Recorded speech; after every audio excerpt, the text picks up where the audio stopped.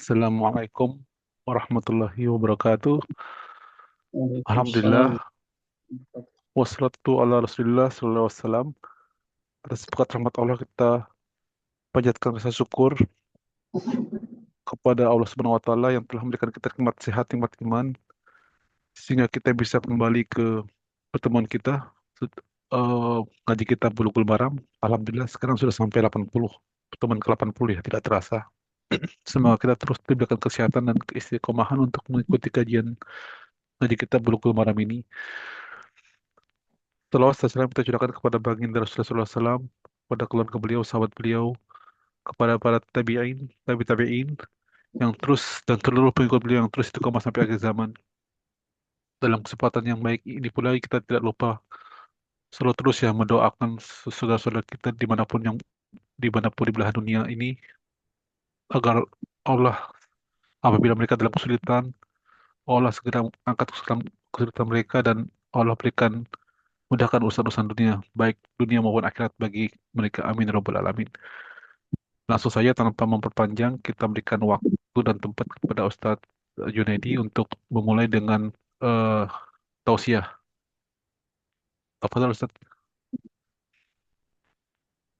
Baik, Assalamualaikum warahmatullahi wabarakatuh.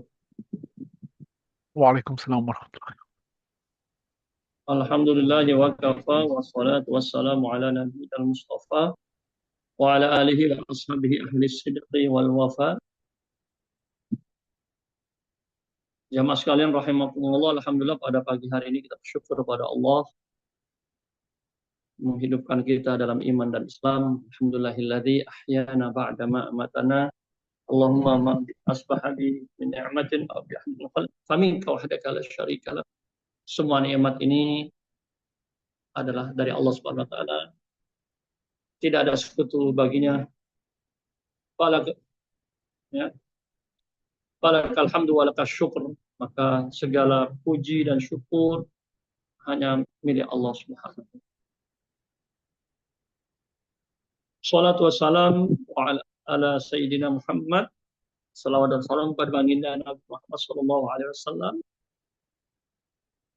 yang telah Allah karuniakan kepada beliau Isra dan Mi'raj, ya, di mana beliau ketika 10 tahun kenabian beliau yang kemudian dikenal dengan tahun duka cita, ditinggal oleh istri beliau, paman beliau, ya.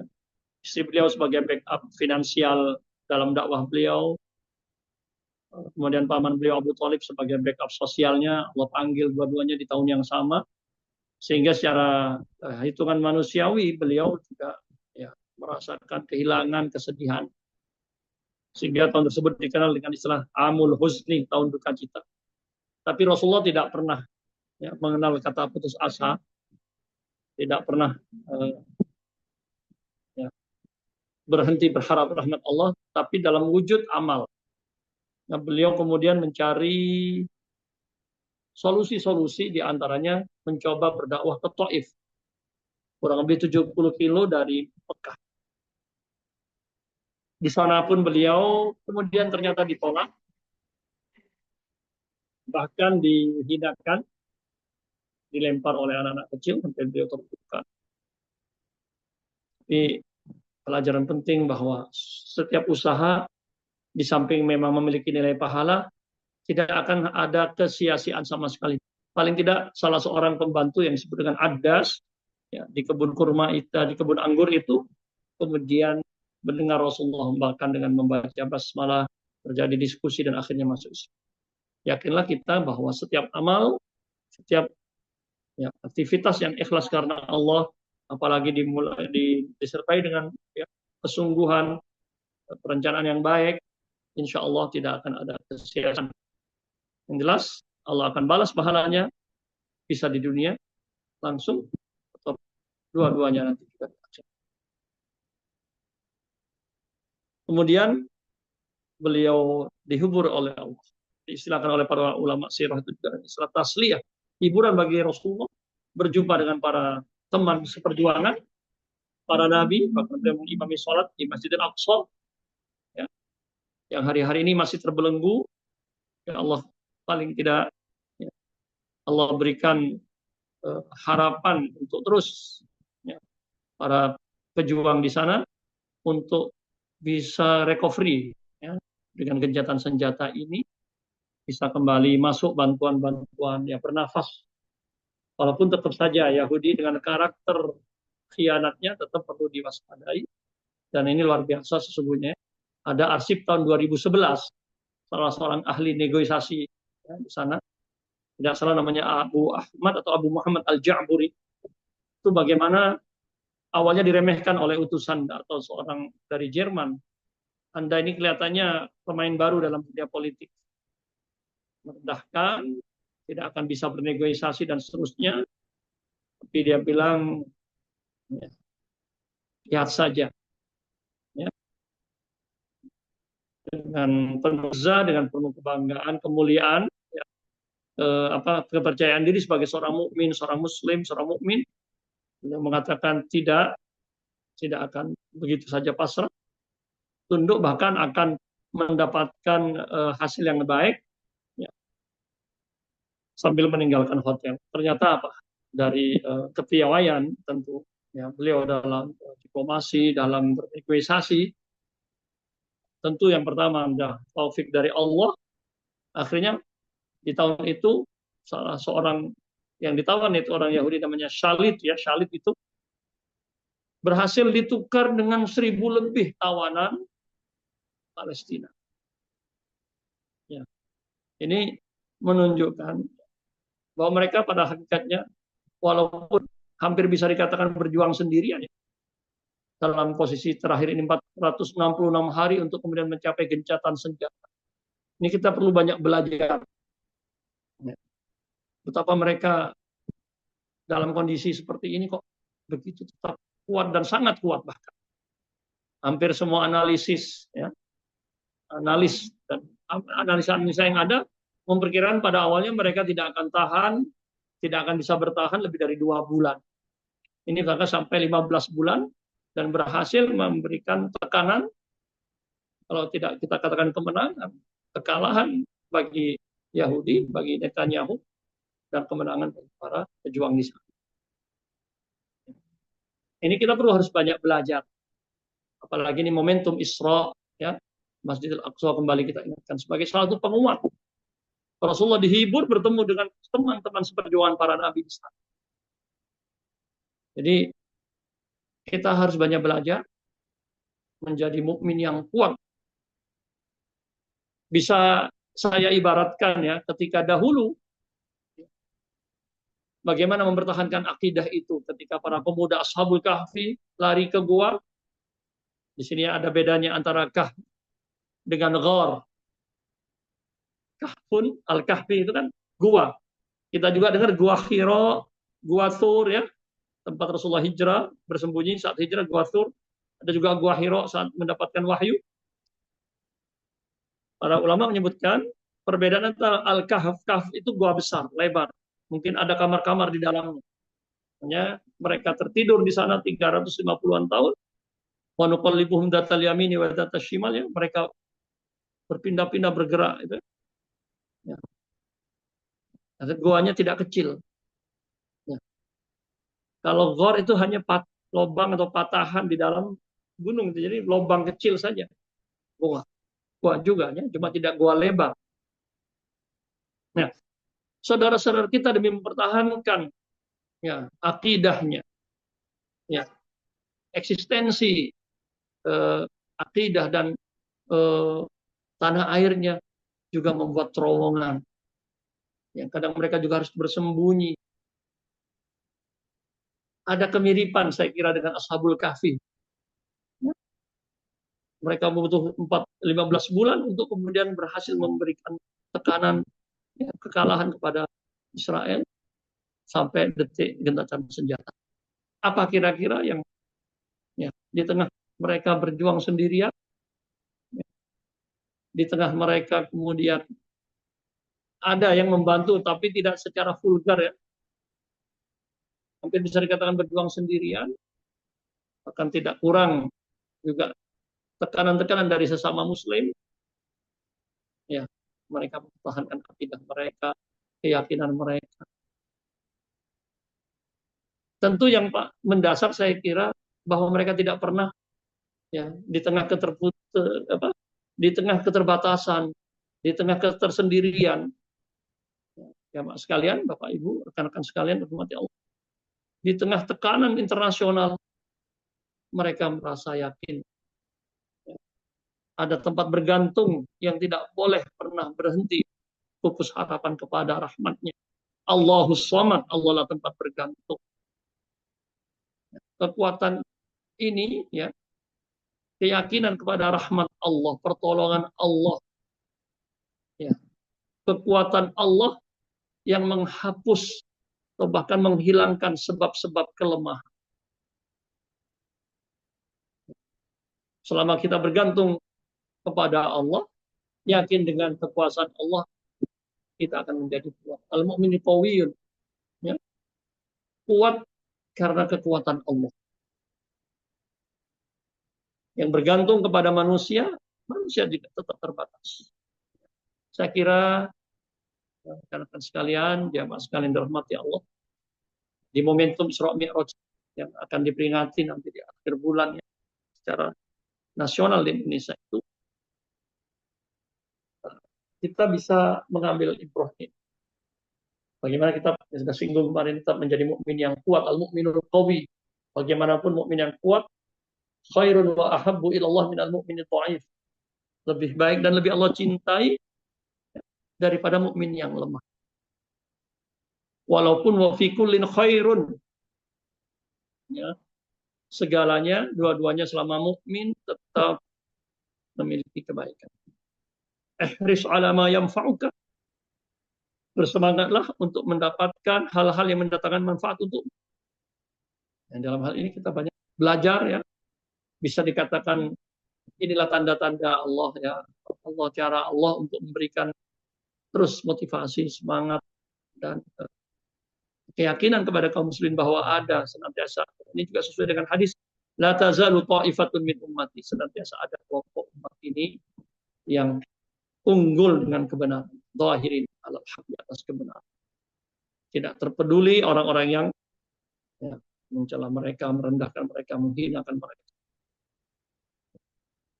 Dalam salah satu tafsirnya, riwayat juga menunjukkan mereka di mana fi aqtabi Baitul Maqdis, di sekitar dan di bawah-bawah Baitul Maqdis itu.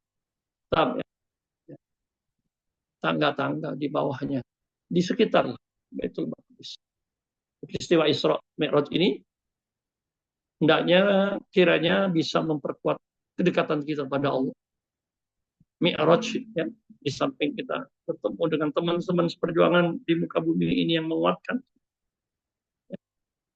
kita juga naik mendekat kepada Allah, terutama dengan memperhatikan sholat kita. Ya. Hubungan terdekat kita kepada Allah, aqrabu ma yakunu ya abdu bi rabbih wa huwa sajid. Saat kita sujud kepada Allah, ya, posisi kita terendah sujud, tetapi pada hakikatnya kita sedang terdekat dengan Allah. Saat-saat munajat seperti itulah, ya, saat-saat kondisi kita terdekat dengan Allah itulah peluang untuk kita menguatkan diri kita, merasa butuh, bergantung kepada Allah. Itu mudah-mudahan bisa mendatangkan kekuatan bagi kita kaum muslimin, kaum mukminin, ya. Dan Allah sudah tunjukkan tanda-tandanya bahwa kezaliman, kegelapan pasti ada fajar yang menyingsing. Ya, kezaliman, kediktatoran ada batasnya, akan ada ujungnya.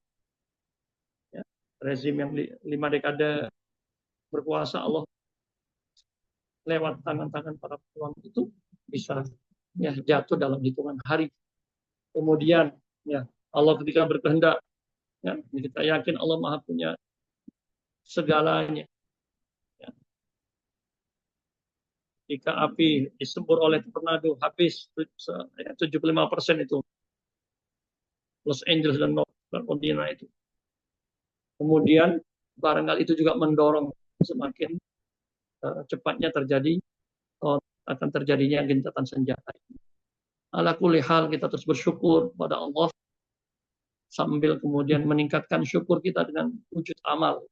Mudah-mudahan Allah kuatkan kita, saudara-saudara kita semuanya, kita sendiri ya, naik dari muslim status menjadi mukmin yang kemudian siap ya mendapatkan kucuran pertolongan. Kemudian hidup ini ya, diwujudkan dengan amal-amal soleh, ketaatan kepada Allah, ya, menjauhi larangan Allah, itulah buah dari keimanan takwa. Dan dalam perjalanan kita menghadap Allah, kita lakukan dengan penuh ihsan, dengan penuh amal baik dan ketulusan tanpa dilakukan dengan yang terbaik. Atau sering diartikan profesionalnya dengan sebaik-baik. Mudah-mudahan itu kita terus meniti jalan tangga-tangga penghambaan kepada Allah ini, Islam terus naik, iman, takwa dan ihsan sudah betul-betul menyatu dengan Allah dalam arti ihsan itu ya. Kondisi apapun, dilihat tidak dilihat, dipantau tidak dipantau, kita beribadah dalam pengertian yang sangat luas itu dengan sebaik-baiknya, ya. Menjadi jiwa-jiwa yang tenang dengan Allah, merasa kuat ketika dekat dengan Allah. Maka mudah-mudahan tentu harapan kita tidak mengandalkan kekuatan kita yang memang sangat tidak kuat itu lemah, tapi kita mengandalkan kekuatan Allah, ya. Wa ma ramaita id ramaita walakinnallaha rama. Tidaklah kita melakukan tembakan, engkau menembak, melempar, sekali kekuatan Allah, ya. Kehendak Allah mendapatkan sasaran. Wa ma tasyauna illa ayyasha'un. Kehendak kita juga ya karena kehendak Allah. Ya, ketika Allah berkehendak tidak ada yang tidak mungkin. Wallahu taala alam. Sekali lagi surah Mi'raj kita mendekatkan dengan teman-teman seperjuangan, ya, bersama kebenaran, ya, bersama perjuangan, ya, menegakkan kalimat Allah yang memang kita butuh itu. Kemudian Allah akan turunkan bantuannya, pertolongannya. In tansurullaha yansurkum. Jika kalian ya, berjuang untuk membantu menegakkan agama Allah, Allah pun akan menurunkan bantuan. Di satu sisi, ya, jadi apa namanya, horizontal ya, di dunia ini sekeliling kita kuatkan dengan teman-teman seperjuangan, teman-teman seakidah, saudara kita seakidah yang banyak memberikan ya, penguatan. Dan yang terpenting lagi, ya, hubungan vertikal kita kepada Allah, mi'raj kita naik terus, ya, terutama ya, dalam keadaan ya, sholat, ya, terus menjaga silah kita, hubungan kita kepada Allah Subhanahu wa taala. Mudah-mudahan di momentum ini apa namanya, silah kita, kualitas sholat kita juga semakin baik, ya. Karena itu diantaranya mengapa ada riwayat berjamaah 25 derajat, ada riwayat 27 derajat. Ini diantara tafsirannya bahwa karena memang kondisi sholat kita walaupun berjamaah itu pun berbeda. Ketika lebih baik, lebih khusyuk dan seterusnya, itu bisa sampai kepada 27 derajat. Ketika berjamaah tetapi tidak optimal dalam khusyuk dan lain-lainnya, maka tidak sampai 27, hanya mendapatkan 25. Mudah-mudahan kualitas sholat kita, kualitas penghambaan kita semakin baik kepada Allah, juga kualitas ya aktivitas sosial kita, aktivitas perjuangan, aktivitas apa duniawi kita pun semakin kuat untuk menegakkan tadi ya agama Allah ini, sehingga kita kuat di dua sisi. Ini barangkali salah satu hikmah ya, salah satu beberapa pelajaran yang bisa kita untuk kita introspeksi momentum ya gencatan senjata di Gaza ini, di Palestina, dan juga momentum Isra Mi'raj hari di bulan Rajab yang oleh kaum muslimin biasanya diperingati, dan di Indonesia termasuk libur ya nasional pada tanggal 23 Rajab dan bertepatan 27 Februari di tahun ini. Wallahu taala alam, demikian kita insyaallah selanjutnya masih dalam Kitabul Janaiz hadis ke-551. Silakan Operator dibuka slide-nya. mohon digeser slide-nya ke hadis 541, 51 ya.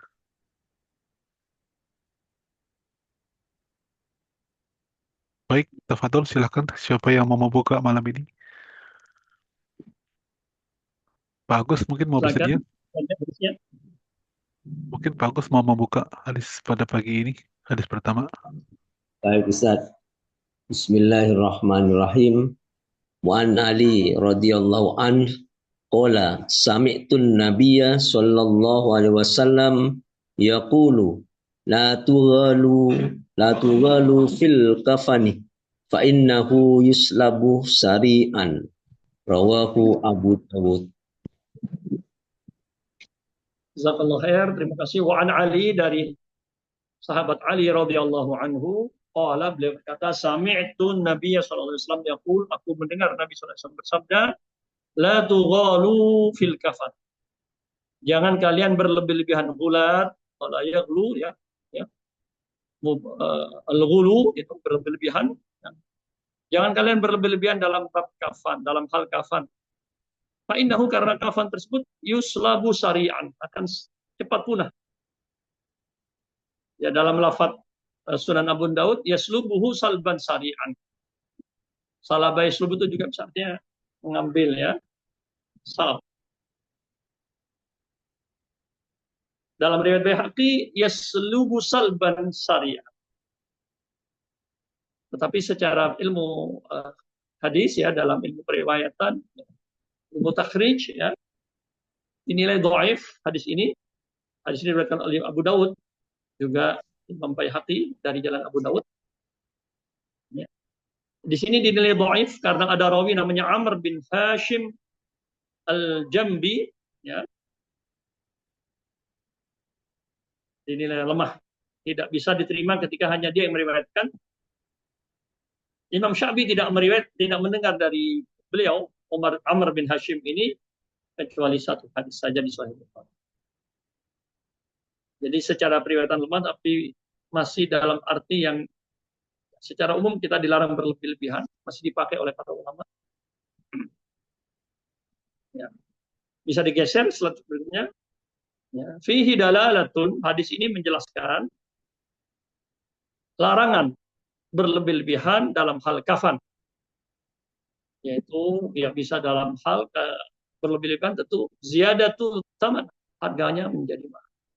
Mungkin suatu yang wah, ya. Dalam bab hal kafan tentunya kemarin kita sudah membahas, ya, dianjurkan putih kecuali darurat, tidak ada yang putih baru yang lain. Kemudian disebutkan wa qawluhu fa innahu yuslabu sari'an. Ini isyarat menunjukkan segera punah, ya.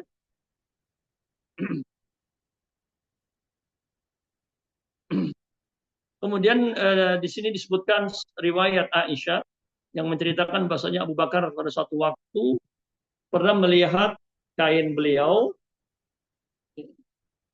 ada yang dicampur dengan safaron. Ya. Kata beliau, cucilah kainku ini dan tambahkan atasnya 2 kain lagi dan kafanilah aku padanya. Berarti kemarin ada yang bertanya menyiapkan kafan boleh, ya. Termasuk di sini Abu Bakar. Kemudian beliau Aisyah berkata, inna hadza khalaqun talaq. Ini sudah bukan kain baru. Khalaqunnya sudah akhluk, punah, pudar. Kemudian Abu Bakar berkata, innal hayya ahaqqu bil jadid. Kalau yang baru, yang hidup lebih layak, lebih membutuhkan daripada yang sudah meninggal, minal mayyit. Ini saja, ini sekedar pakaian lil muhlah, untuk sekedar menunggu, untuk ditangguhkan. Nah, ini juga diriwayatkan oleh Imam Bukhari. Artinya hadis ini mengingatkan kita semua dalam semua hal, la taghlu fi dinikum. Al-Quran sudah melarang kita La taghlu fi dinikum. Jangan kalian berlebih-lebihan dalam hal agama. Semua agama kita. Ya, dalam semua urusan agama. Kan semua kita ada hidup ini tidak terlepas dalam dari urusan agama. Semua diatur ya. Ya. Walaupun ada dalam bentuk yang umum, yang sifatnya ibadah mahdoh itu yang sifatnya diatur secara rinci. Dalam hal kafan ini kan kemarin diatur warnanya. Adapun jenisnya, bentuknya, ya artinya kain apa tidak diatur. Yang diatur adalah tadi tidak boleh berlebih. Baik, bisa kita lanjutkan. Ini juga menegaskan pertanyaan yang kemarin ya tentang menyiapkan kafan, tidak ada masalah. Bahkan Abu Bakar meminta ya tadi pakaian kain yang tidak harus baru. Baik, hadis berikutnya 552.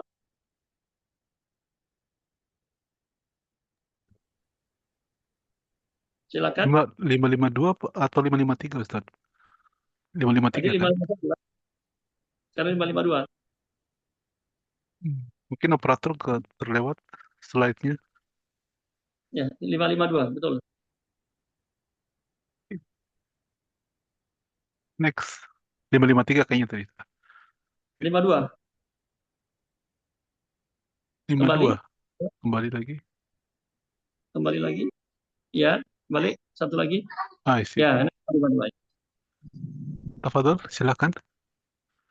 Ibu Fatimah sudah menyalakan mic, kalau mau silakan tafadhol Bu.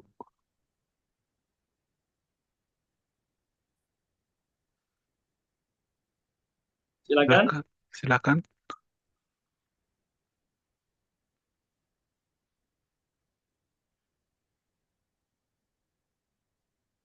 Ibu Fatimah.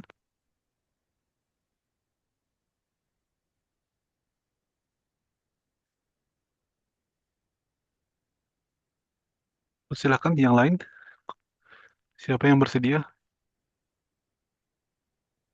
Pak Nirwan atau Pak Abdul Khalik, tafadhol, siapa yang mau? Bismillahirrahmanirrahim, Ustaz. Saya Ustaz. Silakan Pak. Fa'an Aisyah radhiyallahu anha anna Nabiy sallallahu alaihi wasallam qala laha law mutti qabli fa ghassaltuki al haditsah rawahul Ahmadu Ibnu Majah wa sahahu Hibban. Terima kasih, jazakallahu khair. Hadis 552 wa an Aisyah radhiyallahu anha anna Nabi sallallahu alaihi wasallam qala laha, dari Aisyah radhiyallahu anha bahwasanya Nabi sallallahu alaihi wasallam ya berkata kepada Aisyah, lau mutti, sekiranya engkau meninggal qabli, sebelumku, fa ghassaltuki, maka aku yang akan memandikanmu. Dalam beberapa manuskrip la ghassaltuki, pasti aku, lamnya lam taukid ya dalam beberapa manuskrip, tetapi beliau di sini pentahqiq lebih memilih fa ghassaltuki, maka aku yang akan memandikanmu, sebagaimana dalam sumber-sumber takhrij yang lain. Al-haditsah, hadis ini panjang, ada lanjutannya. Intinya sampai di sini beliau pilih. Ya, Imam Ibnu Hajar memilih sampai di sini. Hadis ini diriwayatkan oleh Imam Ahmad, Ibnu Majah, dan disahihkan oleh Ibnu Hibban. Tapi kemudian dinilai hasan ya karena ada rawi yang kita kenal sebagai ahli atau imam dalam sirah Nabi, yaitu Muhammad ibn Ishaq. Tapi dalam bab ilmu hadis, dalam periwayatan beliau dinilai hasan. Ya. Baik, digeser slide-nya. Fihi dalalah, hadis ini menunjukkan ya, bahwa seorang suami ya, boleh Mohon digeser slide-nya. Fihi dalalah, menunjukkan, hadis ini menunjukkan anna lirrajuli ya, ya, ala anna lirrajuli, bolehnya seorang suami, rajul laki-laki tapi di sini adalah suami, untuk memandikan istrinya. Dan ini adalah pendapat mayoritas ulama. Kecuali Abu Hanifah yang mengatakan tidak boleh memandikannya. Ya. Bi khilafil aks. Boleh sebaliknya. Kenapa? Karena nikahnya sudah selesai. Ya, tidak ada lagi ya, ikatan. Nah, jadi kalau eh, suami memenikkan istri ya, tidak boleh. Tapi sebaliknya boleh. Di sini seperti itu. Alasan Abu Hanifah karena sudah selesai ikatan nikahnya dan tidak ada iddah atas atau iddah alaih suami itu. Tapi hadis ini jelas ya, tidak ada dasar khusus dia untuk Nabi, tentu ya, ya, tentang suami istri jelas Aisyah dengan Rasulullah suami istri. Adapun orang asing artinya bukan suami istri, Abu Dawud meriwayatkan dalam kitab Al-Marasil dari jalan Abi Bakar ibni Ayyash dari Muhammad bin Abi Sahal dari Makhul berkata di mursal Makhul ini tabi'i ya. Rasulullah SAW bersabda idza matatil mar'atu apabila seorang perempuan meninggal ma'arijal ya bersama laki-laki laisa fihim imra'atun ghairuha kemudian tidak ada perempuan selain dia warajulu ma'an nisa laki-laki dan perempuan laisa ma'ahunna rajulun ghairuhu tidak ada laki-laki selain dia maka fa innahuma keduanya yuyammamani wa yudfanani ya. Jadi dia seperti yang tidak mendapatkan air seperti ditayamum ya dan dikuburkan. Dari Ali radhiyallahu anhu beliau berkata Rasulullah SAW bersabda la tubris fakhidaka wala tandur ila fakhidhi hayyin wala mayyitin. Jangan kau tambahkan fakhid ya pahamu dan jangan kau melihat kepada paha orang yang masih hidup dan juga kepada yang sudah meninggal mayit. Diriwayatkan oleh Abu Daud dan Ibnu Majah walaupun sanadnya masih ada perselisihan. Ini jelas ya. Artinya laki-laki yang memandikan laki-laki, perempuan yang memandikan perempuan kecuali suami. Ya, itu hukum asal. Adapun keluarga ya, ajanib ya, di luar mahram ya, yang boleh kan ini berkaitan dengan aurat. Ya, berkaitan dengan aurat. Jadi perempuan dengan perempuan atau mahramnya saja. Kalau di luar ajanib kan juga bukan mahram di luar mahram ya. Itu tidak boleh kecuali tadi sampai darurat.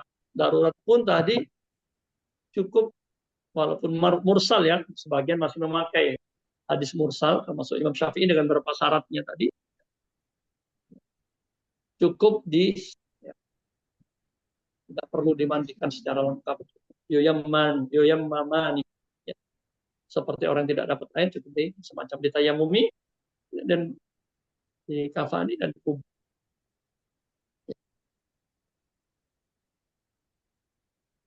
Baik. Jadi ini siapa perkara tadi kan kemarin tadi berwasiat ya. Apa nanti ada riwayat berikutnya 553 Fatimah berwasiat agar dimandikan oleh suaminya Ali.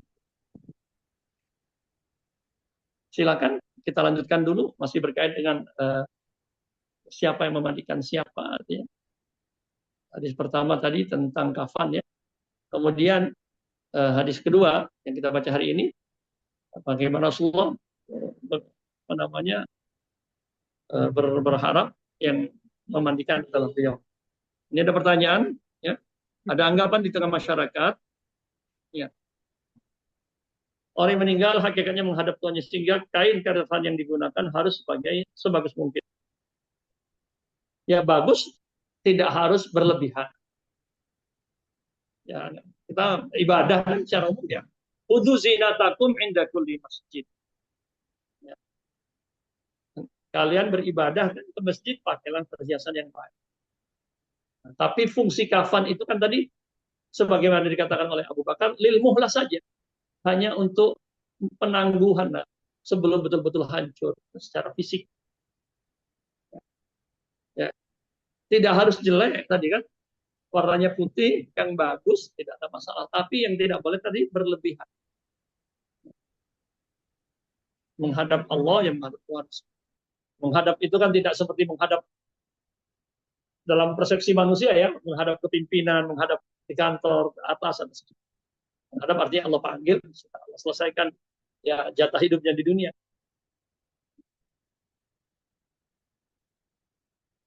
Ya, jadi saya kira tidak bertentangan, tetapi yang penekanannya tadi kan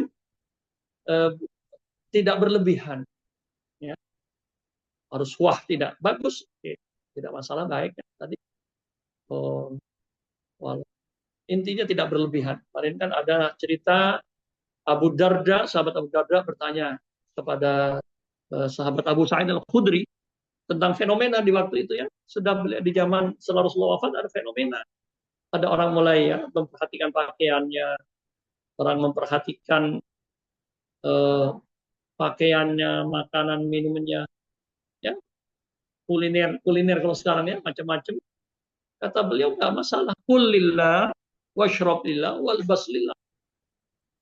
Kata sahabat Abu Sa'id Al-Khudri, makanlah karena Allah, minumlah karena Allah, berpakaianlah karena Allah. Wa ma dakhalahu fihi syai'un min zahwin aw mubahatin aw riya'in aw sum'ah. Bahwa yang tercela itu yang tidak baik, yang tidak tepat itu adalah kalau sudah ada keinginan ketika berpakaian, ketika makan minum itu perasaan bangga, bermewah-mewahan, ada ingin dipuji orang, ingin dilihat orang, itu yang dihindari. Sesungguhnya Allah berkaitan dengan jenis keduniaan, umur-umur keduniaan, urusan keduniaan secara umum, ya diserahkan kepada manusia. Yang diberikan batasan koridor yang tidak boleh. Ya tadi berlebih-lebihannya. Ya. Wallahu ta'ala. Baik, bisa kita lanjutkan. Ini masih berkait dengan memandikan ya. Adab dalam memandikan, etika memandikan jenazah. Silakan. Siapa yang mau bacakan hadis berikutnya? Langsung menyalakan mic. 553 kembali dulu ini slide-nya. Ya. Hadis 553 ya. Kembali bukan ke depan. Kembali. Lagi. Kembali. Kurang. Yes. Oh, satu lagi. Yes, stop. Ya, 53 silakan. Oke, sip. Siapa yang berkenan untuk membacakan? Langsung saja menyalakan mic. Pak Dirwan, silakan kalau bersedia. Bismillahirrahmanirrahim.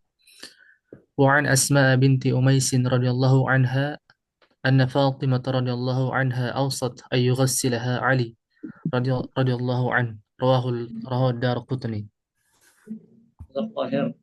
Wa an Asma binti Umais, dari sahabat wanita perempuan Asma binti Umais ya. Radhiyallahu anha, mudah-mudahan Allah meridai beliau, anna Fatimah, bahwa Fatimah putri Rasul radhiyallahu anha awsat berwasiat ayyughassilaha Ali. Ya, beliau nanti meninggal agar yang memandikan beliau Fatimah adalah suaminya Ali radhiyallahu anhu. Rawahu Daraqutni, hadis ini diriwayatkan oleh Imam Daraqutni, tetapi secara ilmu riwayat, ilmu takhrij dinilai lemah karena ada dalam sanadnya Ummu Ja'far binti Muhammad bin Ja'far atau juga disebut dengan Ummu Aun majhulah. Ada yang menguatkan dari jalan Baihaqi tetapi juga tidak kuat. Juga di dalam sanad ini ada yang mutaba'ah tadi Ya'qub bin Muhammad Az-Zuhri ya, juga dinilai tidak kuat. Ya. Tapi maknanya tadi menguatkan ya, atau sesuai tadi ya. Cuma tadi kalau riwayat sebelumnya Rasulullah ya, yang berpesan yang ini kan hadis mauquf ya, perkataan sahabat ya. Beliau berwasiat. Jadi sama seperti hadis yang tadi, Ya, suami memandikan istri. Adapun bisa digeser ya. Wa amma ghuslul mar'ati, slide-nya digeser ya. Sebaliknya bagaimana suami istri memandikan suami?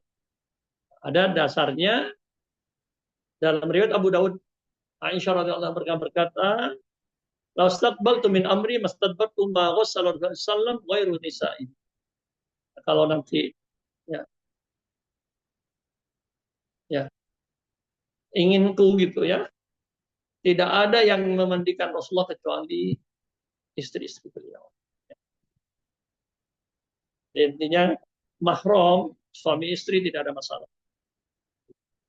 Adapun ajanib, bahkan tadi dari mursal, tidak perlu bahkan dipaksakan. Kalau tidak ada orang lain lagi. Ajanib biasanya yang non mahram. Hadis tadi riwayat Aisyah tadi yang mengatakan inginnya yang memandikan Rasul adalah istri. Disahihkan oleh Imam Hakim. Ya.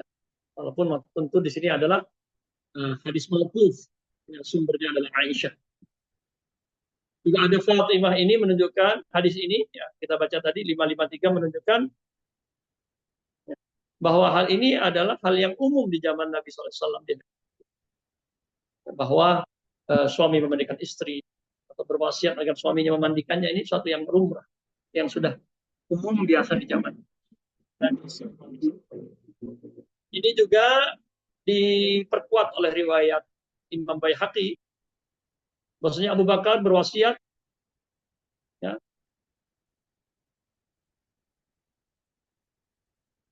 agar ya, istrinya Asma binti Umais, jadi Asma binti Umais ini adalah istri dari Abu Bakar. Ya. Beliau menceritakan bahwa Fatimah berwasiat agar memberikannya Ali. Ini juga diriwayatkan oleh Imam Baihaqi bahwasanya Abu Bakar sendiri berwasiat agar istrinya Asma binti Umais yang meriwayatkan hadis ini tadi 553 tadi agar ia yang memandikannya.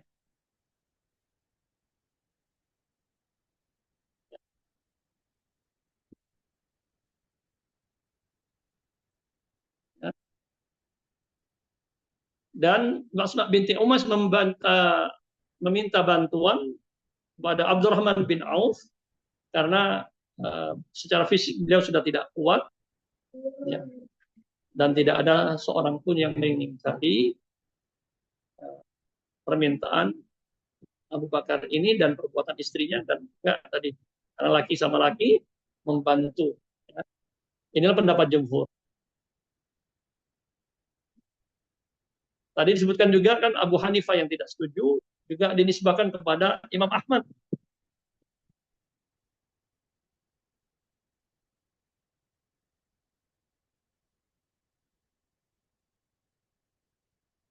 Ya, tapi isyaratnya di situ dalam lafaz kitab Hanabilah ya, seorang suami boleh memandikan istrinya dan budaknya dan anak yang masih di bawah umur 7 tahun. Begitu pula seorang istri boleh memandikan suaminya, juga boleh memandikan tuannya dan anak yang di bawah 7 tahun. Sebenarnya secara umum membolehkan, hanya ada tadi kehati-hatian. Tapi secara jumhur mayoritas ulama membolehkan karena berdasarkan hadis-hadis tadi dan hal yang umum di zaman Rasulullah SAW. Ya. Baik. Ya. Silakan. Ada pertanyaan atau kita akan masuk tentang orang-orang yang kemarin ada pertanyaan ya, yang pelaku dosa besar, apakah sholati ya, seterusnya. Ini sudah mulai masuk setelah memandikan, mengkafatkan tadi ya. Siapa yang memandikan, kemudian sekarang mulai masuk siapa yang disolati. Baik. Mungkin ada pertanyaan. Kalau tidak ada Apakah pertanyaan, kita boleh terkait mengkafani dan memandikan. Bismillah.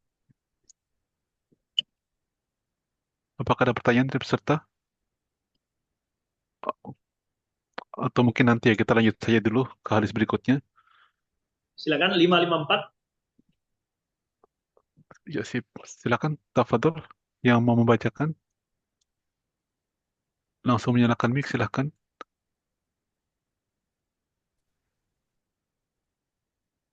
Pak Ismail mau dari Ahwat juga boleh silakan. Pak Ismail silakan Pak Ismail.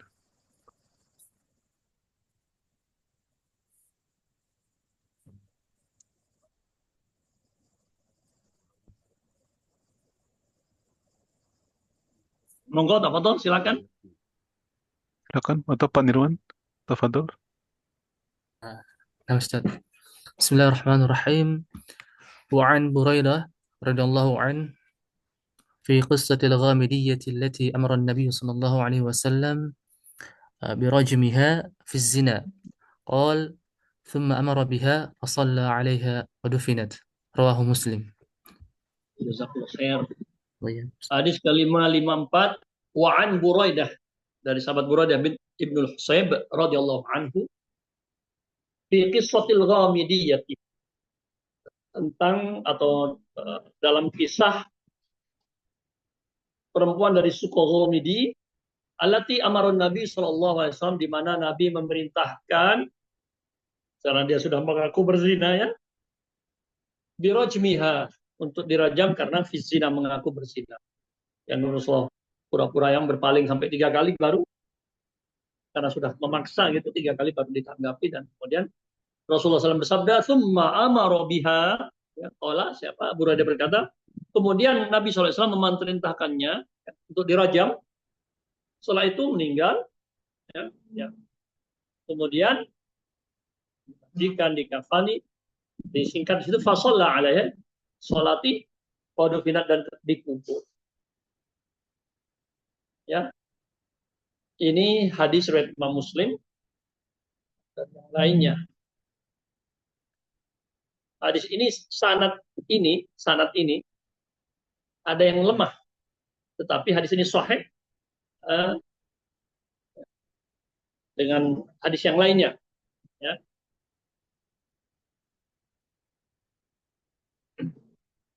Ada jalan lain yang tidak diriwayatkan oleh rawi yang lemah di sini, ya. Bashir ibnu Muhajir.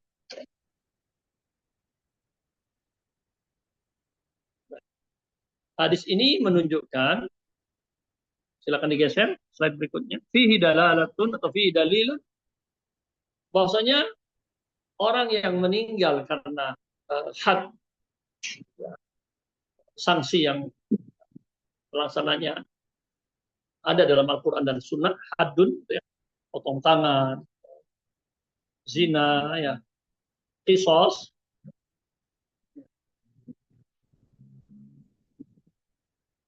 Ya, jadi di sini disebutkan wa amara thumma amara biha fa shalla 'alaiha wa dufina. Nah, di sini masih ada perselisihan. Ya. Ya, apakah Nabi yang sholat? Atau dalam itu kan tidak hanya shalla 'alaiha, sholat atasnya, tidak disebutkan secara tegas siapa yang sholat.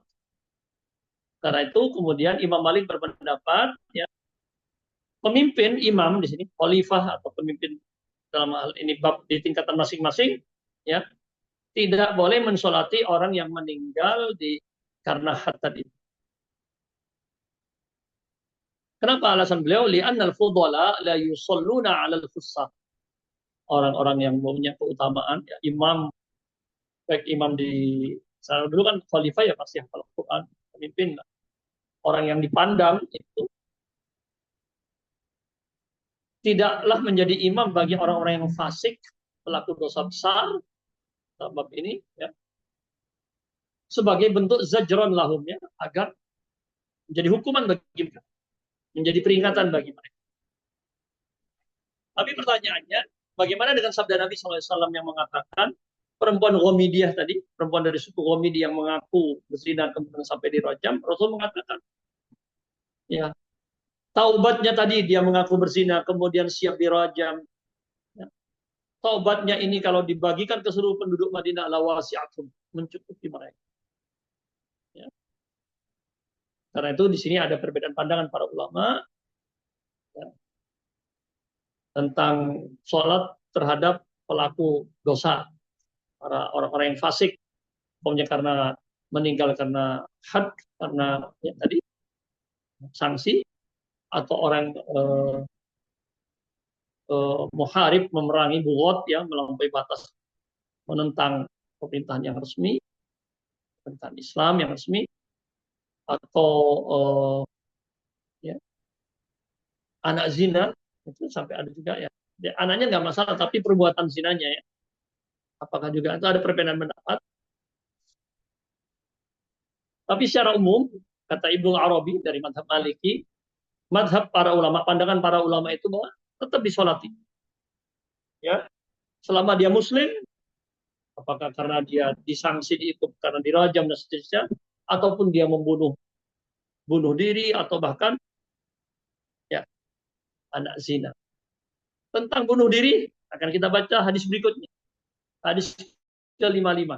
Secara umum pandangan ulama tetap disolati selama dia muslim, pelaku dosa besar pun tadi sampai dirajam, ya, membunuh, ya, bunuh diri atau anak zina tetap disolati. Sebagaimana ini juga hadis berikut ini 555 tentang orang yang bunuh diri. Silakan. Silakan digeser 555. Ya, hadisnya Langsung. pendek-pendek.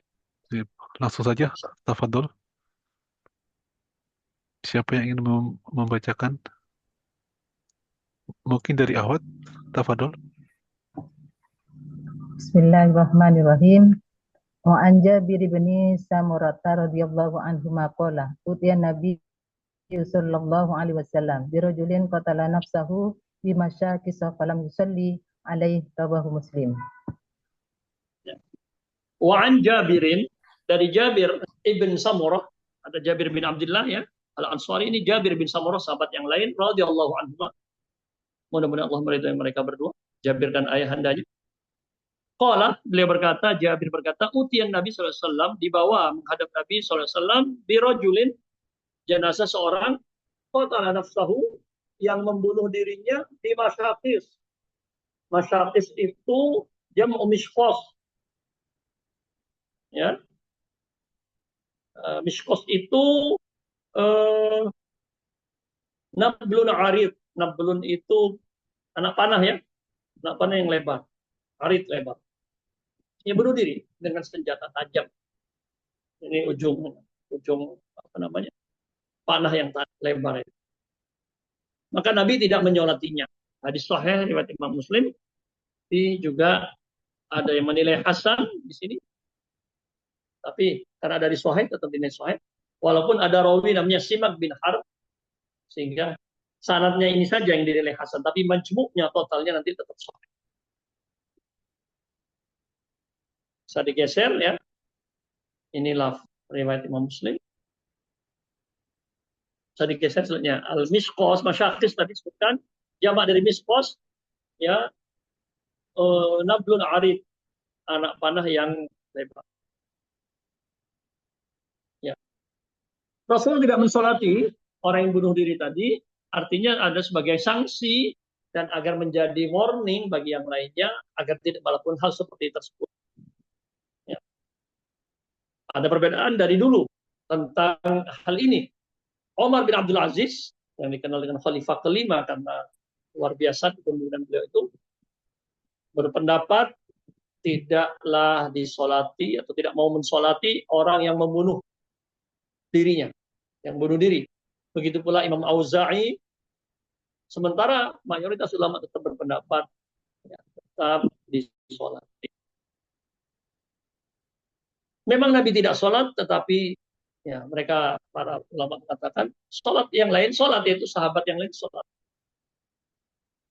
Ini seperti yang terjadi kepada kisah orang yang berhutang kan. Ya. Awalnya Rasul memerintahkan para sahabat kan untuk menjadikan menjadi imam sholatnya. Baru setelah ada yang membayar hutangnya Rasulullah mau menjadi. Kalau memang ini seperti pendapat sebagian mayoritas ulama bahwa Rasulullah memerintahkan para sahabatnya untuk sholat,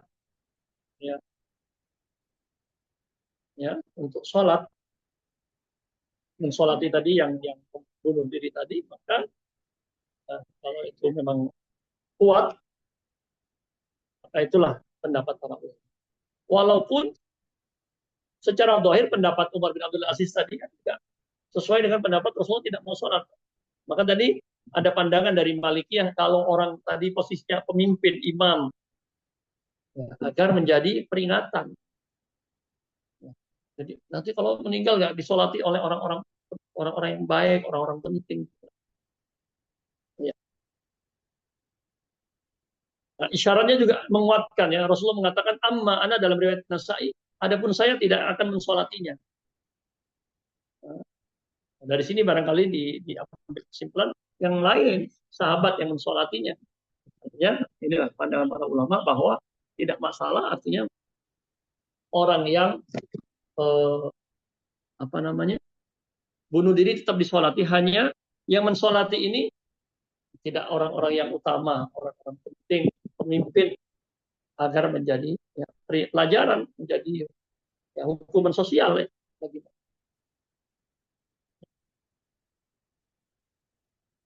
Baik, ini perkara sholat. Siapa saja yang disolati? Jumhur ulama, mayoritas ulama semua selama Muslim. Walaupun tadi rincian-rinciannya terutama yang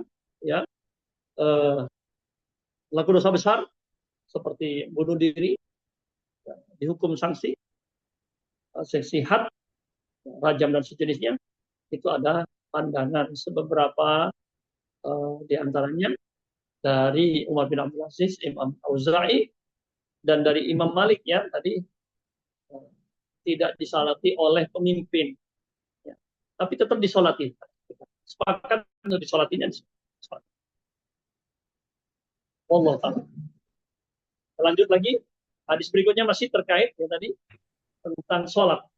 Jadi sudah masuk tentang setelah mengkafani, memandikan, sekarang mensolat.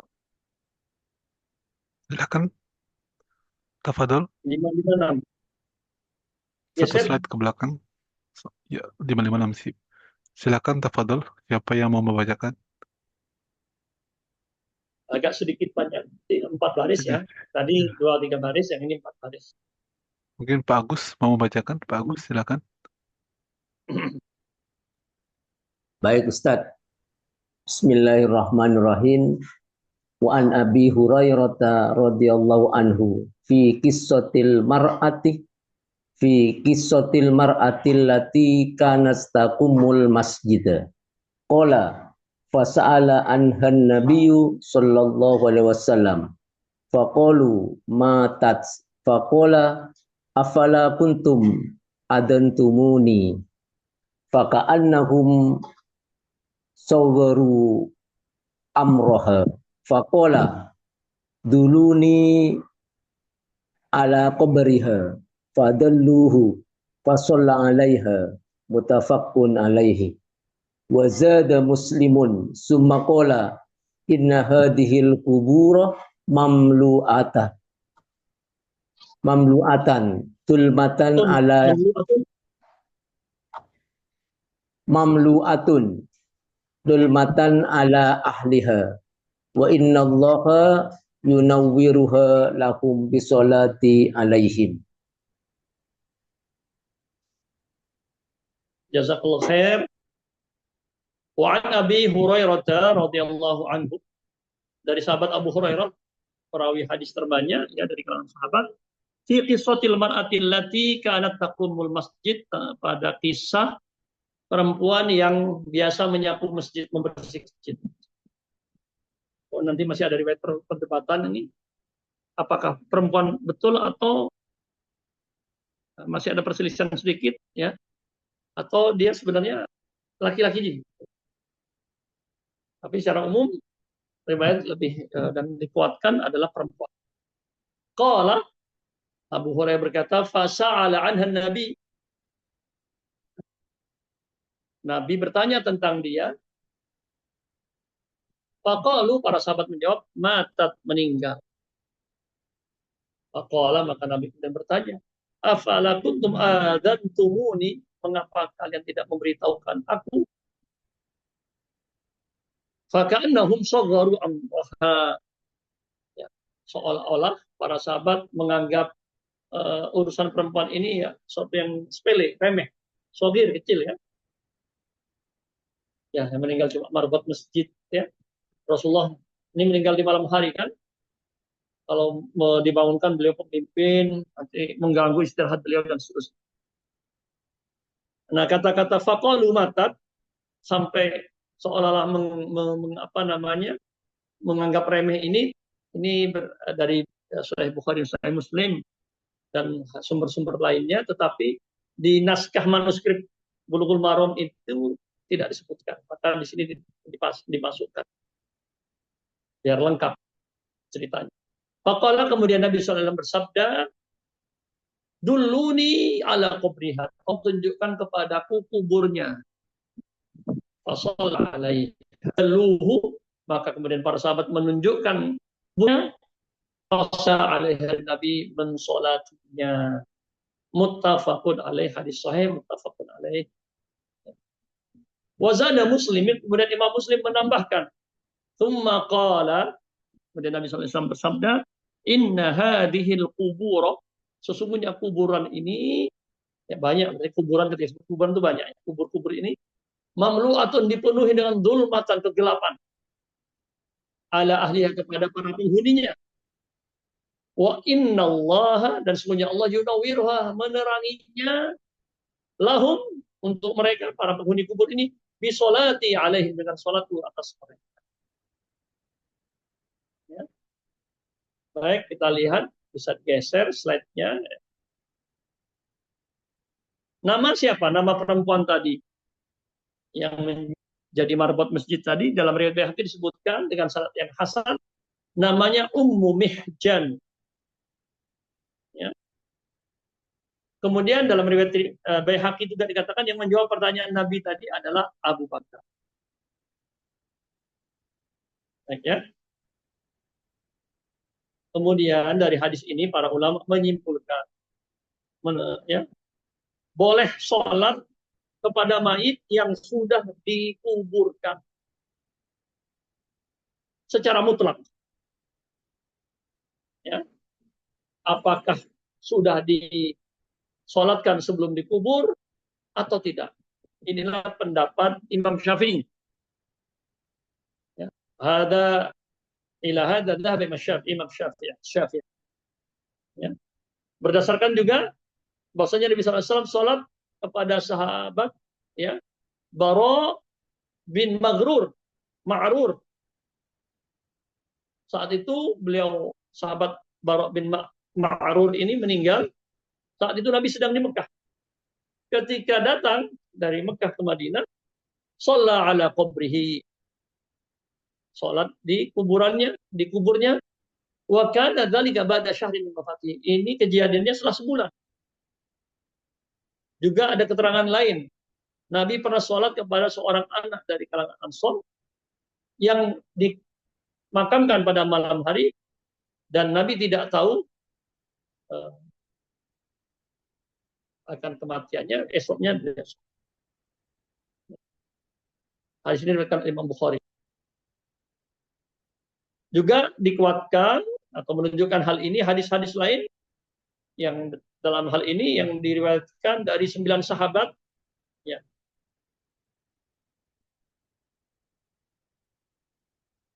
Ya, secara umum boleh. Ya. Kan Imam Syafi'i tadi memutlakkan. Tapi secara umum boleh, yang mengatakan boleh pun berbeda pendapat. Berapa lama? Ada yang berpendapat sampai sebulan dari dikuburkan. Ya. Ada yang berpendapat sampai mayitnya hancur. Kenapa? Karena kalau sudah hancur, ya, tidak ada yang tersisa lagi untuk disolatkan. ada yang berpendapat selamanya. Ya, karena yang dimaksud dari sholat adalah mendoakan. Sementara doa kapan saja. Pensyarah saya Imam Imam As-Sun'ani, nah, author ya, ini berpendapat Syaukani ya, berpendapat sebentar.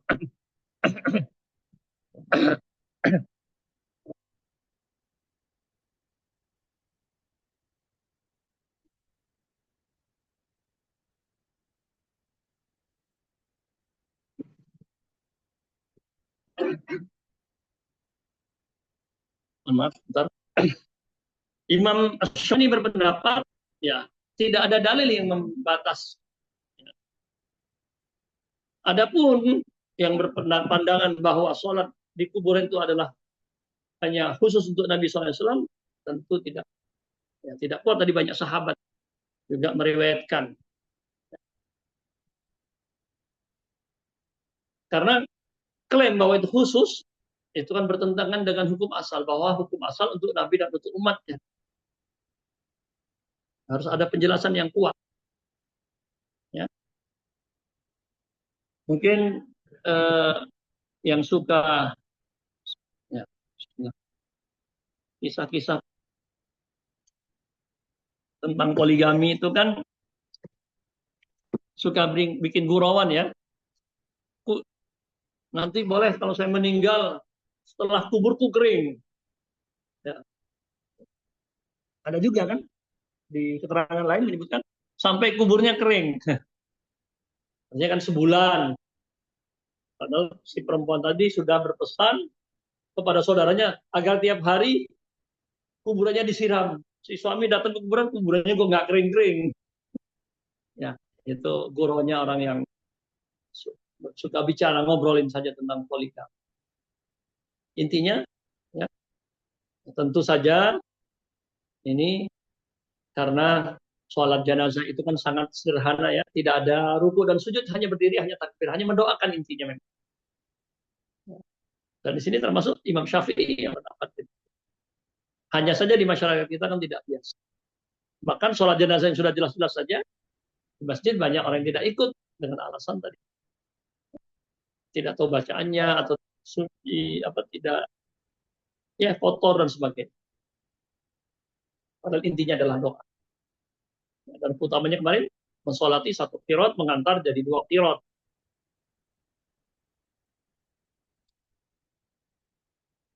Baik. Sampai di sini kita akan masuk tema baru setelah ini di 557. Izin bertanya Ustaz. Silakan. Silakan, Pertanyaan? Pak. Ya, ini misalnya begini Ustaz. Tadi kan dalam hadis itu disampaikan Nabi mensolati karena tidak tahu. Jadi jenazah seorang marbot tadi kan Nabi tidak tahu karena tidak tahu meninggalnya. Sehingga Nabi minta diantar ke kuburan untuk mensolati jenazah. Kalau misalnya kita sudah tahu si A meninggal misalnya, tapi belum punya waktu untuk melayat dan sebagainya, kemudian kita sholat setelah beberapa hari kita mensolati jenazahnya di kuburan, itu boleh enggak Ustaz? Terima Tadi kasih. dikatakan secara mutlak, Pak. Ya kan secara mutlak. Ya.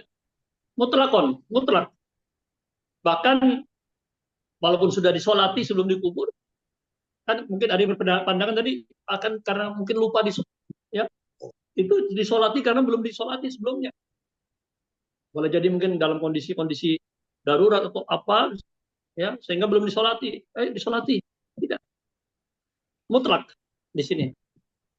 Ya, ya mungkin kan kesibukan kan. Yang kita kan intinya tadi sholat itu mendoakan.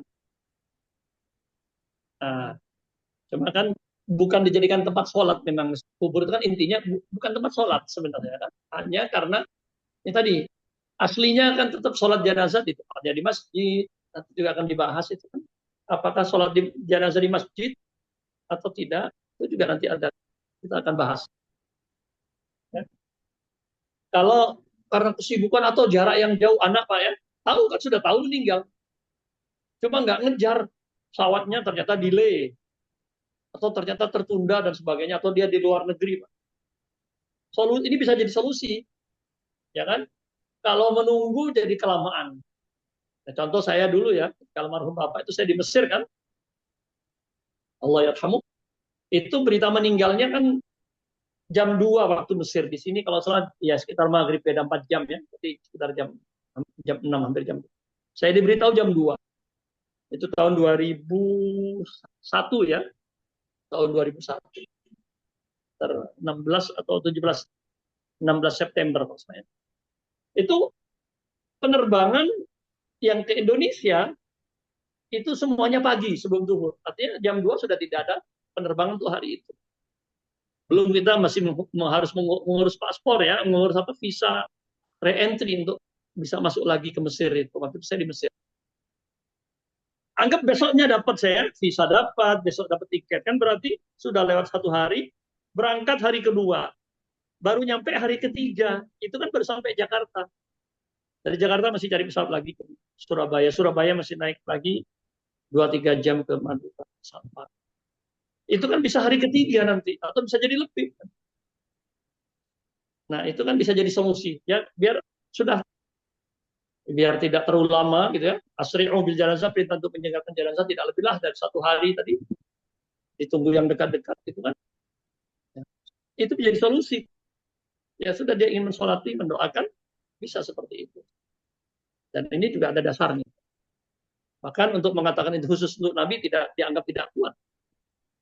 Kalau kasus-kasus seperti ini saya kira, kalau yang memang sebenarnya dia sempat untuk ikut sholat sendiri tapi nggak mau sholat, itu lain ya. Sebenarnya mengentengkan kan. Ini bisa, walaupun di sini mutlak ya, cuma kan akhirnya jadi berubah gitu Pak. Sholat jenazahnya tidak lagi yang normal, menjadi akhirnya sampai di masjid, di kuburan nanti kalau seperti itu. Jadi ini untuk kondisi-kondisi dari beberapa kasus kan bisa kita tanya. Walaupun tadi dikatakan secara mutlak. Ya.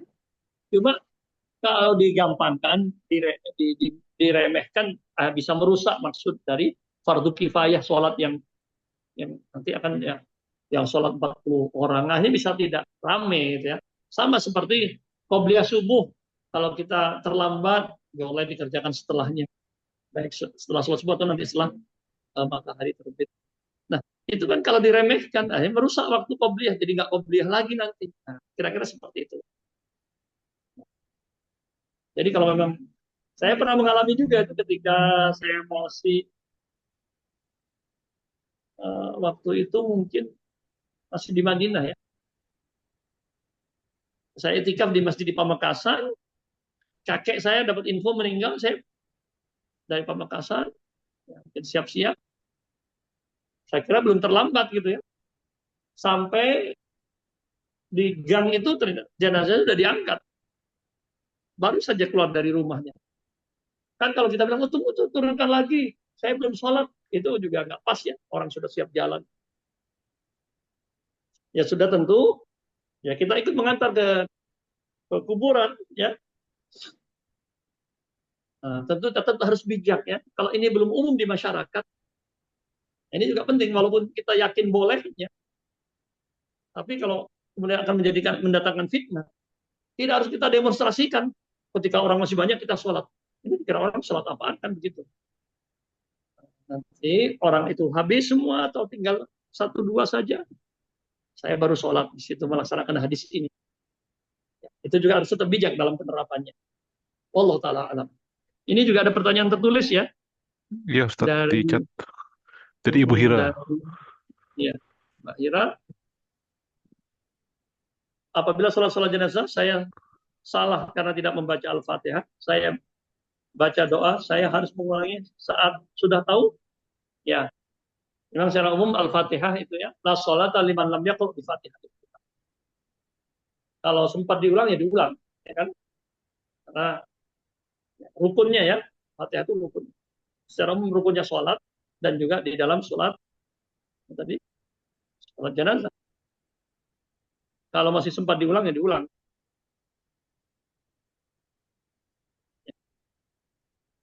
Ini rakaat pertama, makanya saya kira edukasi itu sederhana saja ya. Saya perhatikan waktu di Mesir itu bagus, saya kira.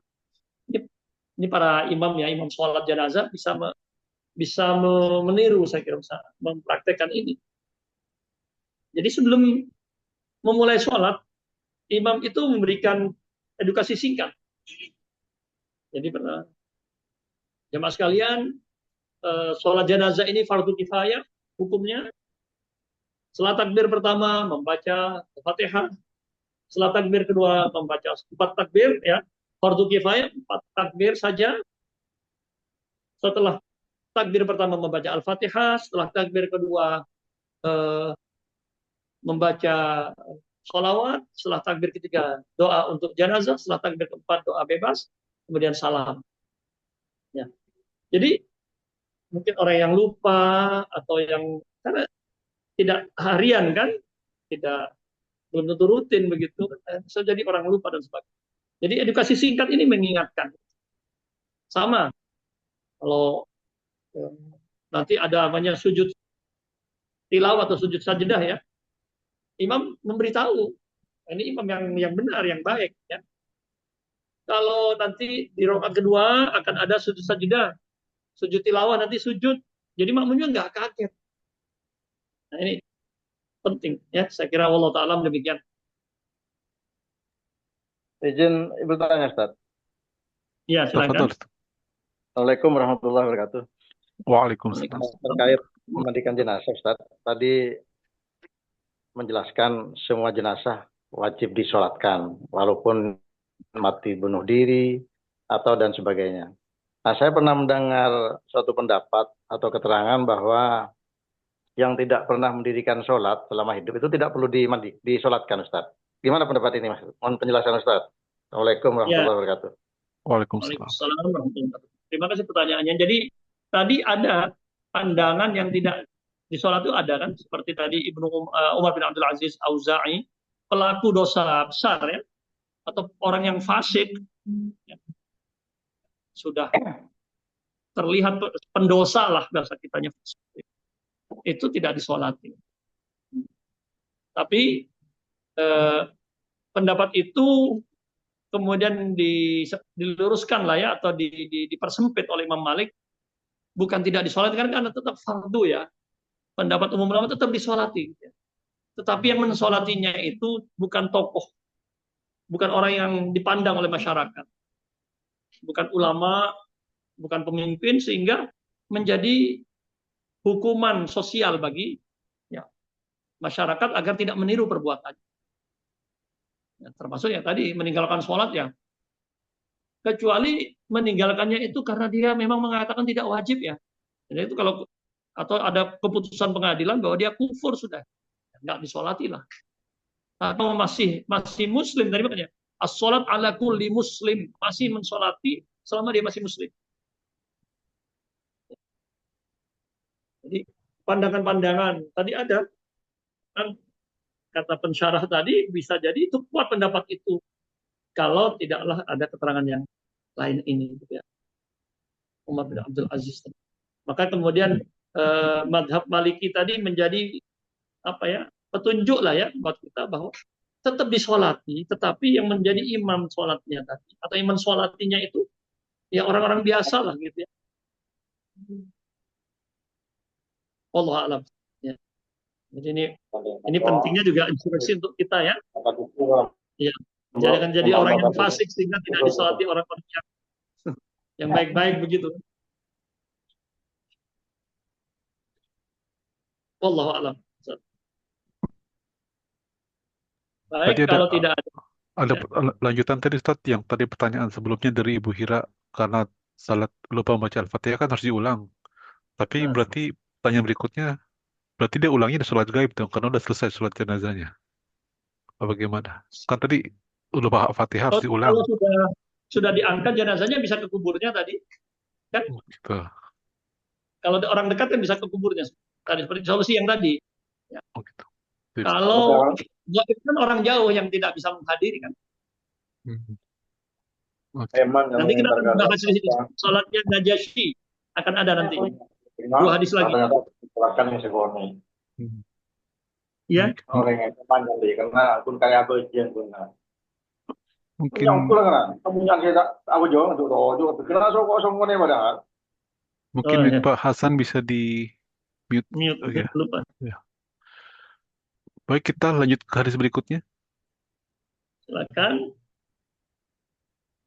Digeser Mungkin bisa kita baca slide-nya. 2 hadis lagi singkat ya. Saya bacakan saja ya, karena Ya, ini sip. sudah sempit. Saya butuh 2 hadis paling tidak. Wa an Sip. Hudzaifah, dari sahabat Hudzaifah radhiyallahu anhu. Anna Nabi sallallahu alaihi wasallam, Nabi sallallahu alaihi wasallam kana yanha 'anil na'i. Beliau melarang an-na'i, mengumumkan na'i itu ya, kematian. Seperti apa? Nanti kita akan baca penjelasannya. Hadis ini diriwayatkan oleh Imam Ahmad dan Tirmidzi dan dihasankan. Tapi menurut pemvalidasi, pentahqiq, secara ilmu sanad, hadis ini dhaif, ilmu riwayat, ilmu takhrij, karena ada rawi yang bernama Bilal bin Yahya al-Absi lam yasma' min Hudzaifah. Ada keterputusan rawi sebelum Hudzaifah, berarti yang dalam dinilai tabi'in tetapi tidak pernah mendengar dari Hudzaifah. Ada keterputusan. Inqita'. Ya. Baik, kita geser slide-nya ya. Ya. Mungkin bisa Silakan digeser digeser. slide-nya. Na'a secara bahasa itu artinya akhbarahu bimautihi, memberi informasi kematian. Secara khusus istilah na'yu, an-na'yu, na'yun ya, itu memberitahukan kematian.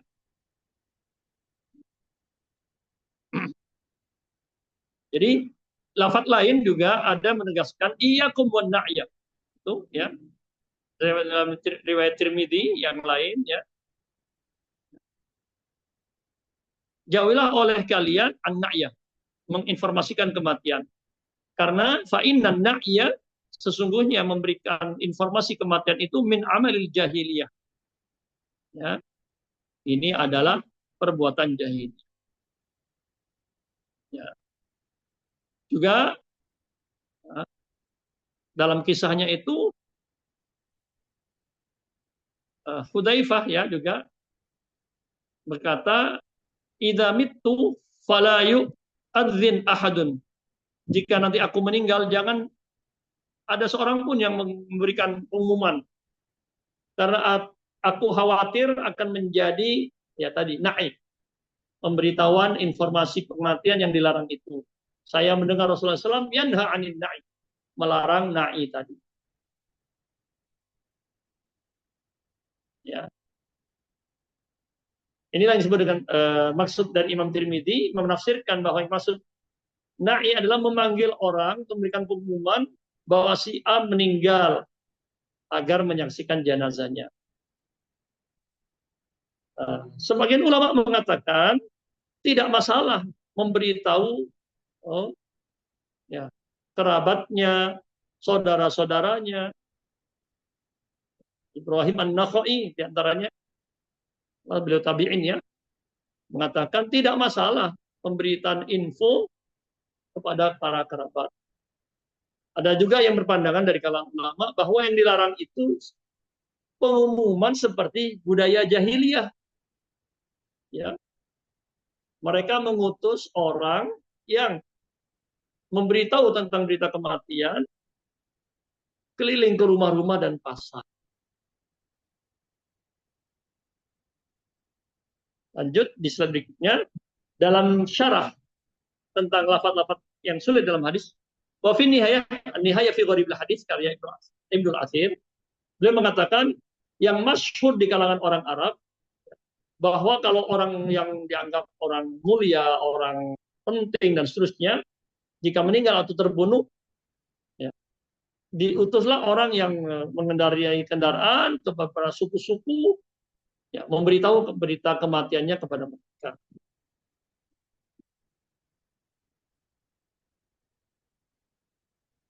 Ya, menurut pensyarah, ya, yang dilarang itu ini, ya, informasi berlebih-lebih.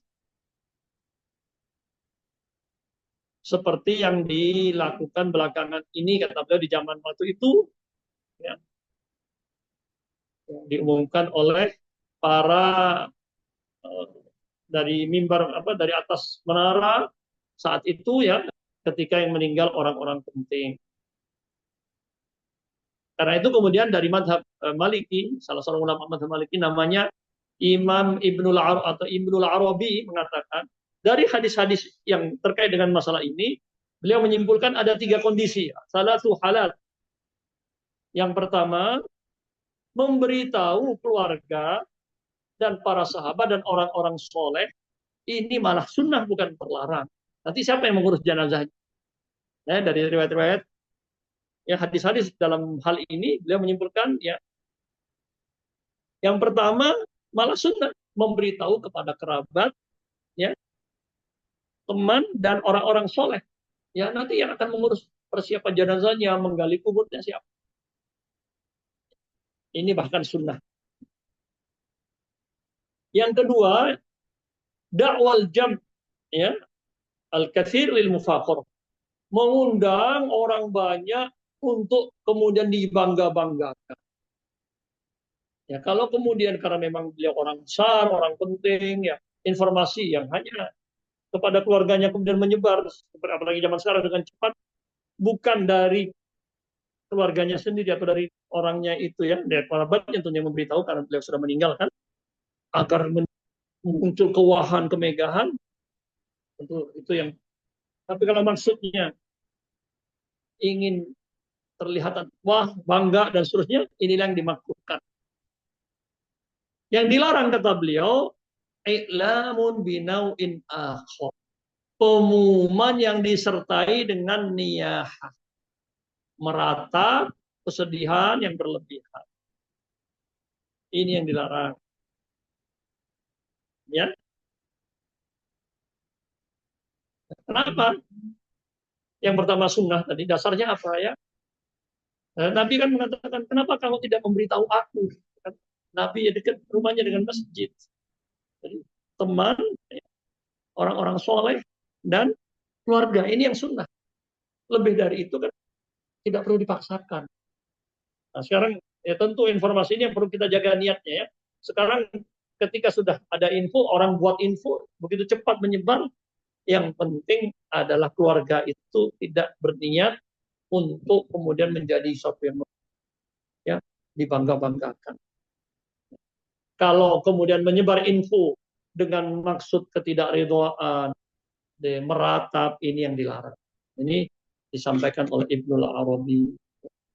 Hadis berikutnya 558 masih berkaitan ya dengan na'i. Silakan digeser. Kemudian kita cukupkan setelah ini. Wa an Abi Hurairah dari sahabat Abu Hurairah radhiyallahu anhu. Nabi sallallahu alaihi wasallam, bahasanya Nabi sallallahu alaihi wasallam na'an Najasyi. Ya, mengumumkan kematian Najasyi fil yaumil ladzi mata fi, di hari saat ya beliau meninggal. Najasyi meninggal. Wa kharaja bihim ila musalla. Kemudian beliau sholat ya, bersama para sahabat di tempat sholat. Fasaffa fihim, membentuk shaf, wa kabbara alaihi arba'an. Takbir 4 kali. Hadis sahih muttafaqun alaih. Bisa digeser penjelasannya agak panjang ya.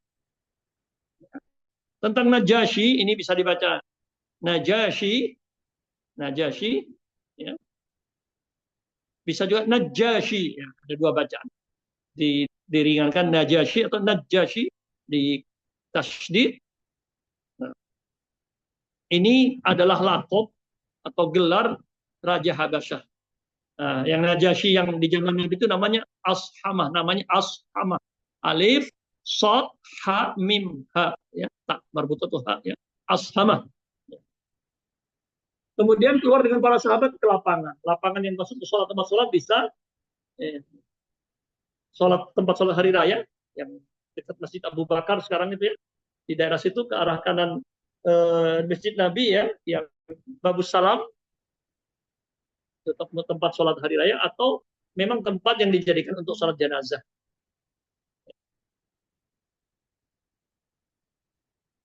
Jadi dari sini juga bisa diambil kesimpulan kalau sekedar pemberitahuan, Rasulullah memberitahu kan. Bahkan orang yang jauh, Najasyi meninggal hari ini, tidak ada masalah pemberitahuan. Nah, kemudian di sini dibahas tentang, jadi ini menguatkan tentang pembahasan yang tadi, tidak masalah memberitahu, sekedar pemberitahuan tidak masalah. Yang penting tidak disertai kebangga-banggaan atau merasa wah hebat ini orang penting, dan disertai meratap hal-hal terlarang. Tentang salat gaib sekarang, ya. Disyariatkan secara mutlak. Ini pendapat Imam Syafi'i, Imam Ahmad, dan yang lainnya. Bahkan Ibnu Hazm mengatakan tidak ada dari kalangan salaf, ulama terdahulu, yang menyelisihi ini. Artinya boleh. Kemudian Abu Hanifah melarang, tidak ada sholat gaib. Pendapat ketiga, boleh ya di hari yang sama, di hari yang dekat, tidak boleh di waktu yang lama. Yang keempat, pendapat keempat,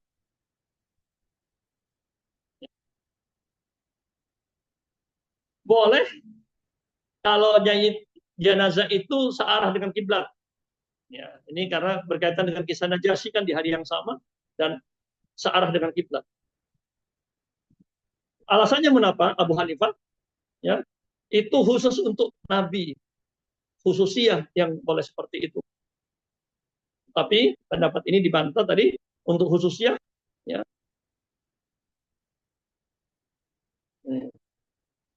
Bahwa apa namanya hukum asal berlaku untuk semua, khususnya perlu dalil yang kuat.